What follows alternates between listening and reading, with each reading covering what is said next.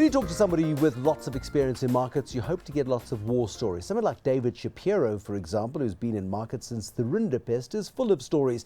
I expect my next guest will have many to tell as well. Geoff Rothschild has been involved in the markets for 50 years. He started out as an accountant, he was an auditor. One day he audited a stockbroker, and then the bug bit. He is now bringing an end to 50 years involved in the markets, and he joins us this evening on Tonight with Bruce Whitfield. You're a bit like the Pursuit of Happiness guy who bumped into a stockbroker in the street and said, "Hey, what do you do for a living? I like your car." You were an auditor. You wanted to get a life. Is that how it started? I would say very different. We did the audit, and I vowed I'd never ever work for Leslie Frankel. I'd left accountancy, and on the following day he phoned my wife and said, "Where's Geoff?" He said, Barbara said, "He's at the Celtic Open." He says, "He should be at work. He's hitting at tennis." And he said, "Just tell him to come in and see me tomorrow." And with that started a long association, a very good association, which ran for nearly 30 years. So you were a stockbroker. You did stockbroking. Did you stand on the floor and do the shout-outs and all of that? No, I did more the administrative side, although I did go onto the floor from time to time. It was more a matter of going down to see what was going on, or to see somebody, or to worry about match deals, but trading wasn't something that I did. Okay, but it's been 50 years. I mean, since 1965, you've been involved in financial markets in South Africa. The 60s was a boom time, wasn't it? It was a good time to be involved. Especially around 67, very much a boom time, but very different to today, because I mean at that stage I think you had 14 days to pay for your shares, and delivery didn't really take place when it was supposed to, so the markets were very different to the organised markets you've got today. But certainly there's been an evolution. Technology has enabled so much instantaneous settlement, immediate payment by close of business on the day. Failing that, deals don't happen. It's a healthier place, is it? I think it's very much a healthier place. You know, if you say technology's aided what we see today, very, very much so. I mean, I think specifically of the closing of the floor in June, 7th of June 1996. 96, yeah. And at that stage, if you did 3,000 deals a day, the back offices crunched. Stockbrokers couldn't handle. I mean, it was the day of having scooter drivers and script being sent from pillar to post, and some arriving, some not arriving. And on the Monday following with the start of the automation, we went immediately to 17,000 deals, which I think expedited the coming into life of straight. Yes. Otherwise, I don't know where we would have been. Well, how many deals are being done a day now? 150,000 plus. And that's an average day. Yeah, there'll be closeout days where it'll be considerably higher than that. Absolutely, much higher. So the technology has enabled it. The technology has made it more transparent as well, and reliable. Yeah, you know, I think the 60s saw quite a lot of change in regulation with what happened with the markets in those days. But very much what you see today is that brokers have their books surveilled by the JSE on a daily basis to see that there's capital adequacy.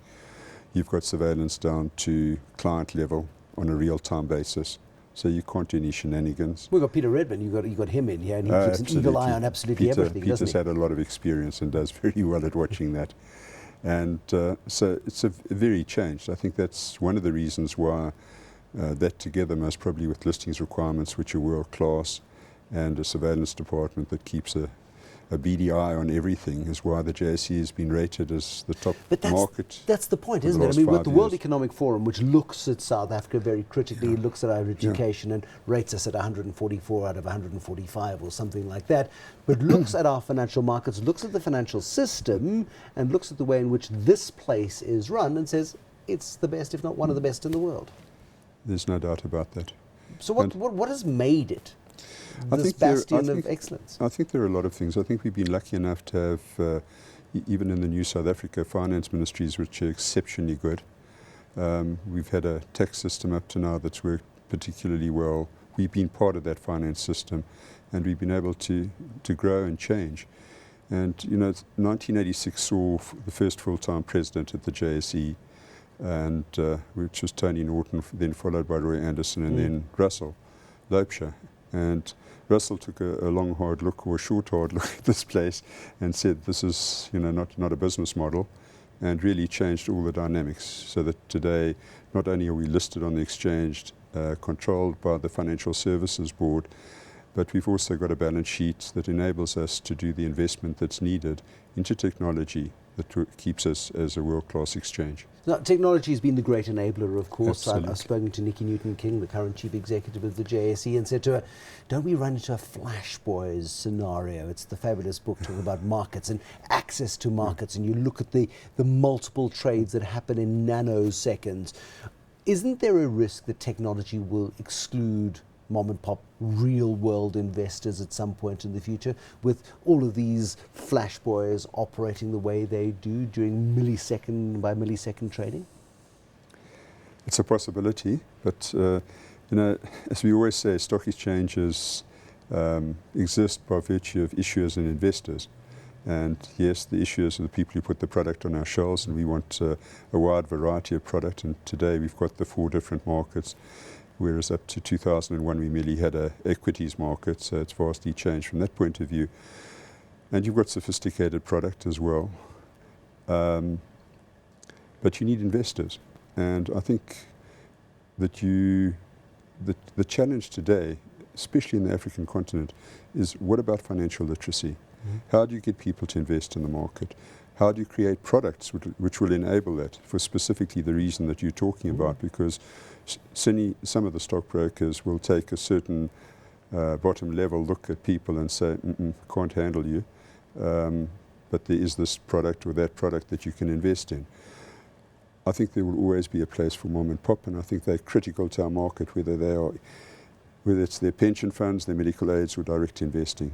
You look back at 50 years, what was the scariest moment for you as somebody integrally involved in the evolution of the JSE? I think the scariest moment is when you realize that your turnover is not at the level it should be to break even, and your share of market is not there, and markets are not going the way you wish. And suddenly you realize that you can be incredibly vulnerable, and realize that sort of in the early days of being here, it was sole proprietor, so then became more partnerships, then went into unlimited companies. Today you've got limited liability companies, but the risks of markets not being like they are today are severe. And there's liability. We've gone through the 70s, the oil crisis, through the 1980s, 87, there was a huge crash. The 90s posed their challenges. Democratic South Africa, we've seen great growth. We saw the tech bubble burst in 99. Then we saw 9/11 and the subsequent wars in the Middle East. We've seen huge volatility. Markets over time have continued to rise, and we are close to record territory as we speak on the JSE, fueled by cheap and easy money made available by central banks around the world. It's a massively exciting time to be in markets. Is it a good time to be buying out? Very hard to give that sort of advice. I mean, one would always like to be getting out at the right time and getting in at the right time. I mean, if we look at South Africa today, there are a lot of challenges on our doorstep, be it rating agencies, be it Eskom, and be it what's happening in the country at the moment. But the challenges and opportunities have never been greater. And with opportunity is a great chance to grow, to make money, and to get the total population involved, and to create the sort of jobs that we need to create to have an inclusive society.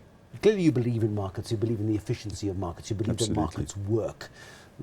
Are you happy for your great-grandkids one day to be invested in markets? As I sit here today, yes. Here we go. Geoff Rothschild, it's really good to see you. Thank you very much for sharing some war stories. Geoff Rothschild, who's been part of the markets, thank goodness he got out of auditing. That would have been a terrible career. But he's been involved in the administration of the JSE for the last 50 years. He's seen the evolution from Hollard Street to Diagonal Street to where we sit in the JSE today, where all the trade that is conducted is done electronically. He's seen an astonishing evolution of the JSE. Geoff Rothschild, thank you for sharing with us this evening. Thank you so much, Bruce. That's it from Tonight with Bruce Whitfield. Thank you for watching. There'll be more tonight, tomorrow. Till then, bye-bye.